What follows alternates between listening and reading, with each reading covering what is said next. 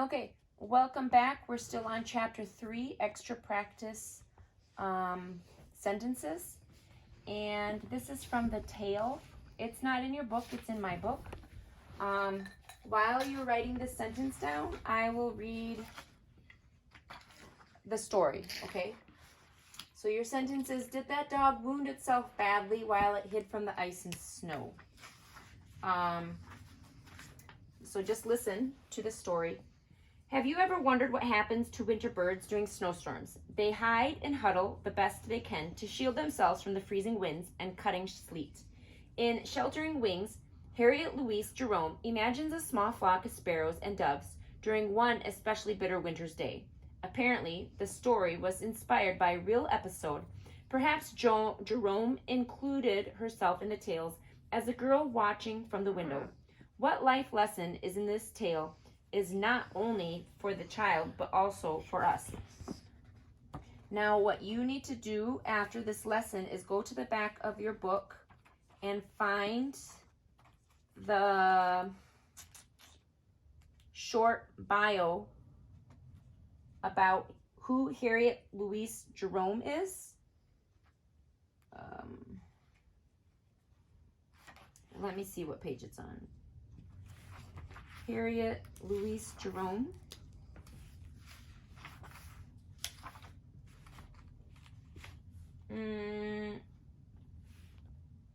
What? I thought all of them were back here.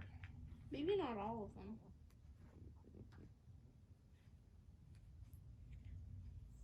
Okay, never mind, she's not back here.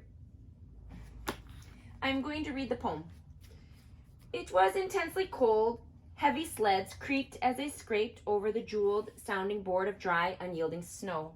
The signs above shop doors shrieked and groaned as they swung helplessly to and fro. The clear, keen air seemed frozen into sharp little crystalline needles that stabbed every living thing that must be out in it. The streets were almost forsaken in mid-afternoon. Businessmen hurried from shelter to shelter. Every dog remained at home. Not a bird was to be seen or heard. The sparrows had been forced to hide themselves in crevices and holes. The doves found protected corners and huddled together as best they could. Many birds were frozen to death. Sorry, I guess this is like PG-13. A dozen or more doves were gathered close under the cornice of the piazza of a certain house, trying with little success to keep warm. Some small sparrows, disturbed and driven from the cozy place they had chosen, saw the doves and came flying across the piazza. Dear doves, chirped the sparrows, won't you let us nestle near you? Your bodies look so large and warm. But your coats are frosted with cold. We cannot let you come near us, for we are almost frozen now, murmured the doves sadly. But we are perishing. So are we. Look so warm near your broad wings, gentle doves. Oh, let us come. We are so little and so very, very cold. Come, cooed a dove at last. And a trembling little sparrow fluttered close and nestled under the broad white wing. Come, cooed another dove, and another little sparrow found comfort. Come, come, echoed another warm-hearted bird, and another, until at last more than half the doves were sheltering small, shivering sparrows beneath their own half-frozen wings. My sisters, you are very foolish, said the other doves. You mean well, but why do you risk your beautiful lives to give life to worthless sparrows? Ah, they are so small and so very, very cold, murmured the doves. Many of us will perish this cruel night. While we have life, let us share its meager warmth with those in bitter need. Oh, so they said, we might die anyway, so I'd rather die trying to help someone else than just die. And also body heat. Makes total sense. There's a verse in the Bible that says, I think it's in Proverbs. It's in Ecclesiastes. Ecclesiastes? Yeah. Two men can warm themselves together, but how can one? Yeah, how can one keep themselves warm? Yep, okay. So, my sisters, you are... I read that part. Okay.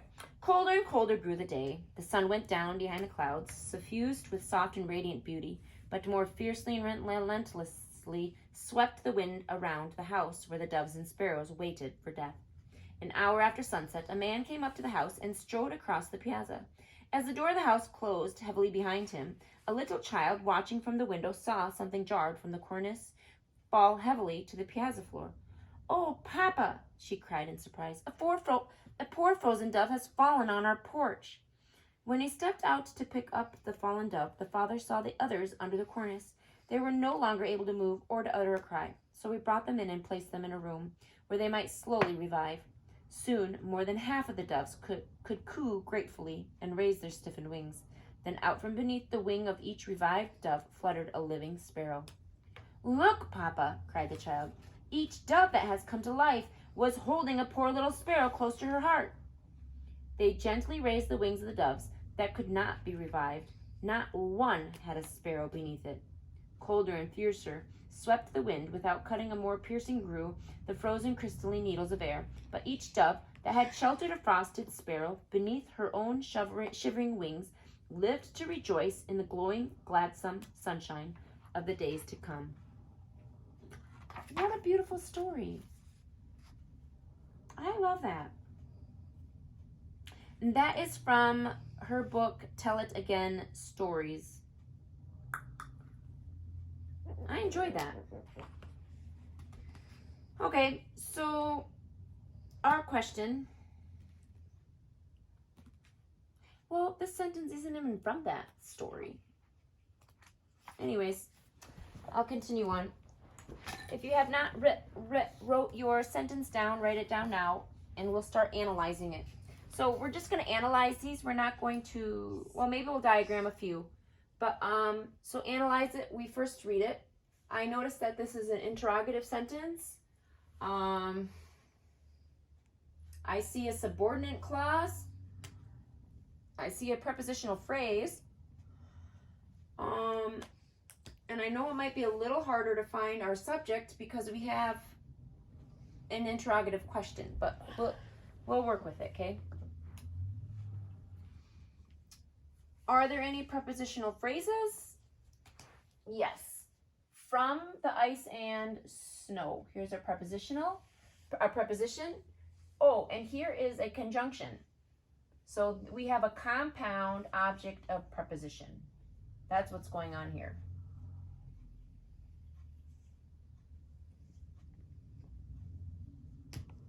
Okay. Any clauses? Yes. Yes. What is our clause? While it hid from the ice and snow. While is our subordinate conjunction. And while it hid from the ice and snow, put that in brackets. That's our subordinate clause. While it is our subject. What is its action? Hid. It's our predicate verb. It's a SVI. So it's just gonna be like that. I'm done. From the ice and snow, what kind of prepositional phrase is that? It's telling why they hid. Why did they hid? It's adverbial. So it's saying why did it hide? Adverbial prepositional phrase. Now let's analyze our main clause. Here's our main clause. Did that dog wound itself badly? Well, if I'm having a hard time finding the subject, I do know that did, wound, I can start with my verb, predicate verb, helping verb. So I'm gonna restate this question in a declarative. So I'm gonna say that dog did wound itself badly. That dog. So here's my subject. That is telling us which dog. This is an adjective. That dog did wound. Wound who or what? Itself. That's our direct object. And how did he hurt himself? Badly. So that's our adverb. And this is a SVTDO. Oopsies. SVTDO. All right, so in order to diagram this, I have my main clause like so. I have a conjunction, or yeah, for our clause. That's going to link our like that. Now, remember we have, okay, let's go from here first. Dog, did, capital D, wound, did that dog wound itself? How did it wound itself? Badly. While it hid.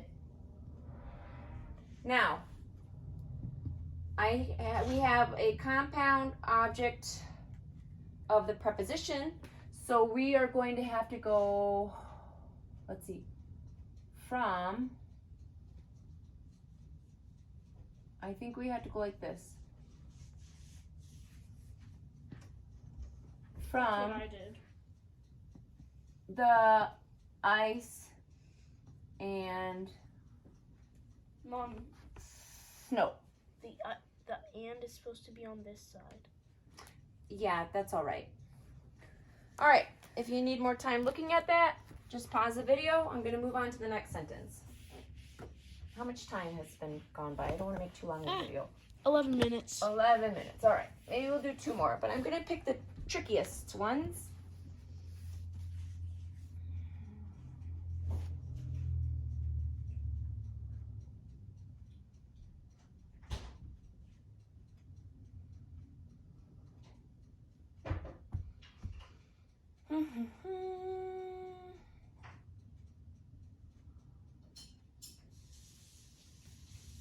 We'll do this one. Close that door tightly.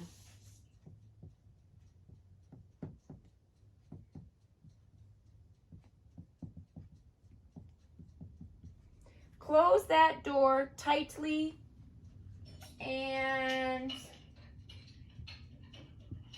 warm yourselves by the fire.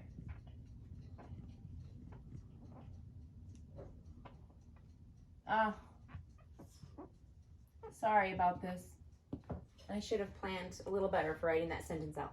Close that door tightly and warm yourselves by the fire. Any phrases? By the fire. By the fire. Put it in parentheses, preposition, object of the preposition, adjective. All right. Any conjunctions? And right here. So is this a compound sentence, compound verb, compound sentence? Close that door tightly and warm yourselves. Okay, so it does look like we have a compound sentence. So let's see. What is our subject? You. Because it's an imperative. So we're going to put you over here. Underline it once, put an S over it. Wham! What happened? The whiteboard died. You close that door tightly. You close is our predicate verb. And you warm.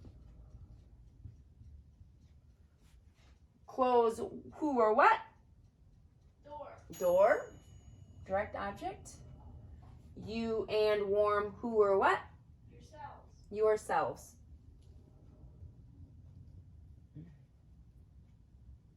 Now our modifiers. We found our principal elements. Now our modifiers. By the fire tells us where you do warm. Where? Adverbial prepositional phrase.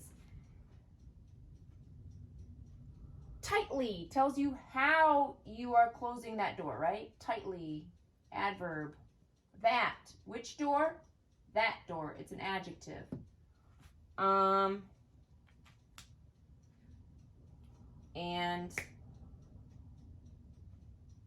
That is it. And how you would set it up, if you want to diagram it, you would go, you have your subject, and then you have your compound verb, remember?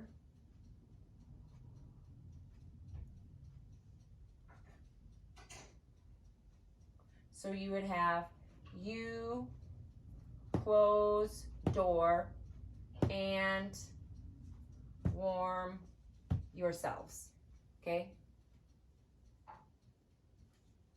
That's how you would set it up. All right, I'm going to erase this and move on to the next one. We're not going to diagram all of them.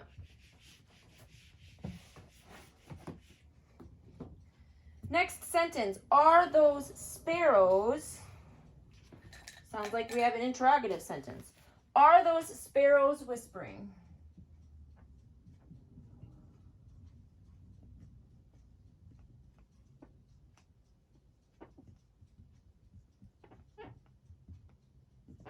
Are those sparrows whispering to themselves?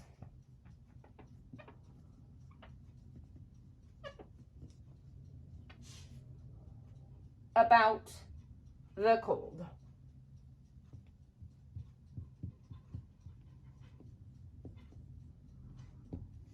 All right. Any prepositional phrases? To themselves. To themselves. Any other prepositional phrases? About the cold. About the cold.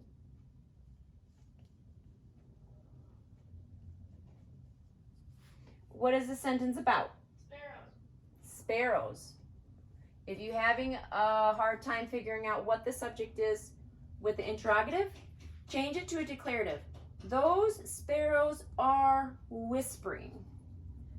So I can say the sentence is about sparrows. The sparrows are whispering. So we have our predicate verb and we have a helping verb. Now our modifiers. Those. Which sparrows? Those sparrows. It's an adjective. Now our prepositional phrases are answering what questions about whispering? They're adverbial. How are they whispering to themselves? How are they whispering? Or to what extent? To what extent?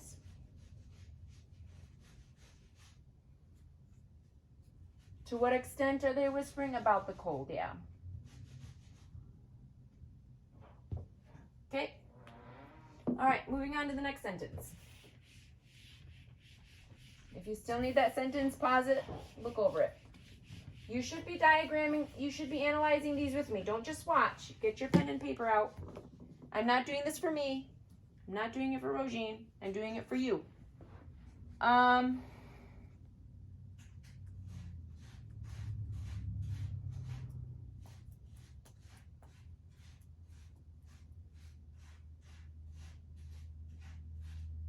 The next morning, this is our last one.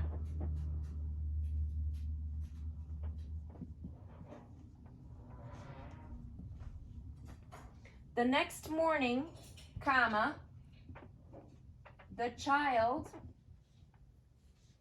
surprised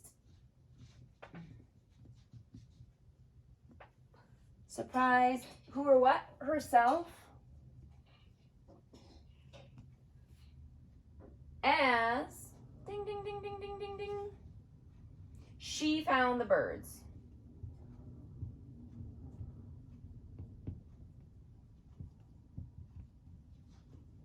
The sentence is a declarative. It is making a statement.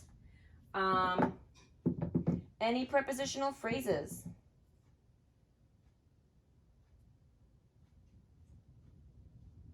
No.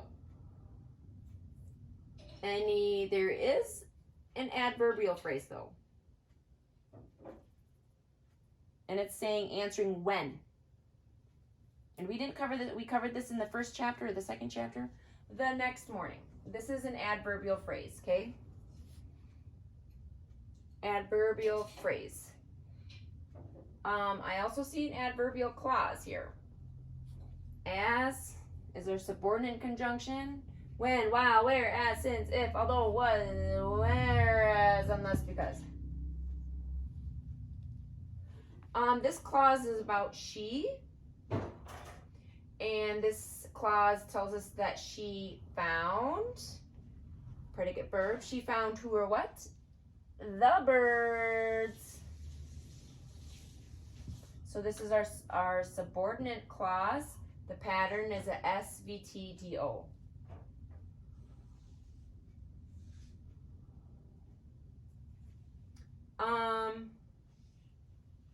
The main clause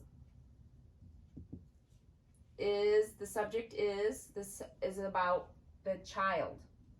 The child did what? Surprise. This is our predicate verb. Surprised who or what? Surprised herself. That's our direct object.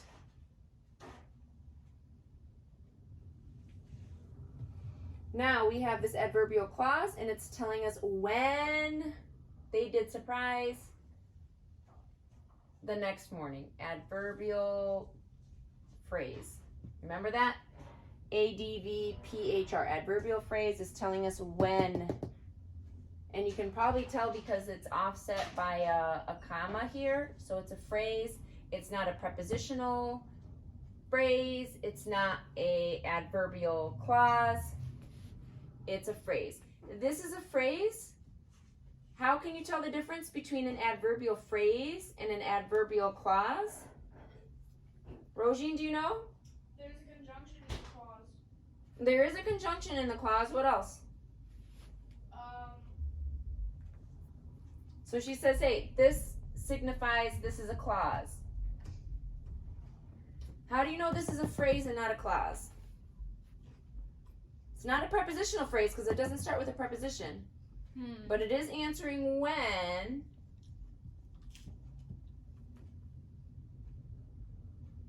What's the other difference? It's not like a complete sentence.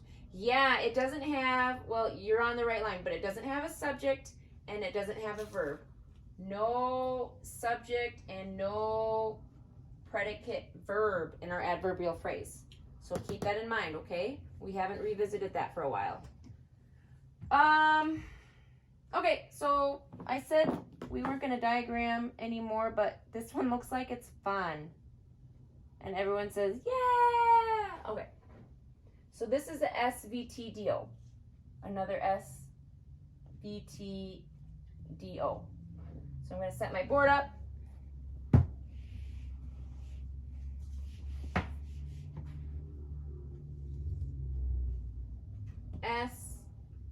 SVTDO.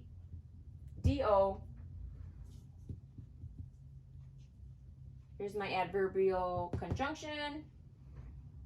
As she found the birds.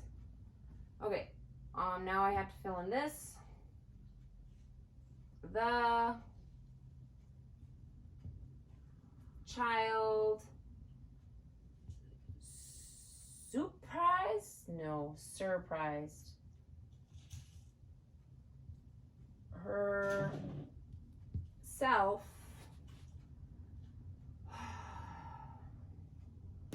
done. Now I just need to put in our adverbial phrase, and it is modifying our verb, so it's going to go here.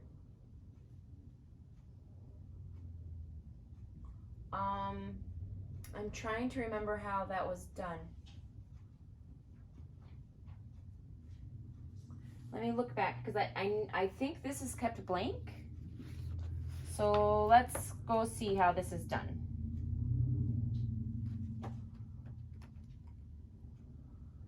Adverbial elements, adverbial phrase, last year, red,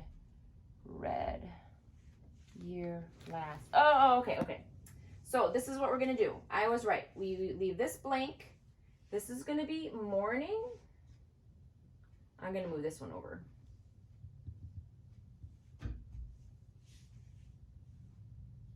Morning, but it was which morning? The morning, and it was also the next morning. Okay? Because basically, next is telling us which morning, and the is telling us which morning as well.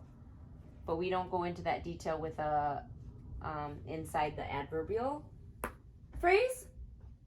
So this is blank for the adverbial phrase. You have morning, the, and next are modifying morning. All right, I'm glad we decided to diagram that one. We haven't covered that one for a while. All right, well, good luck if you, and I sent you a picture of the answers for extra diagramming on page 56. 56 and 57. I snapped a picture and I sent it to your mom on Messenger. So for extra practice, you can analyze those sentences and then check them with the picture. Or bring your notebook, bring your workbook on Thursday, and I will correct it for you. Bye.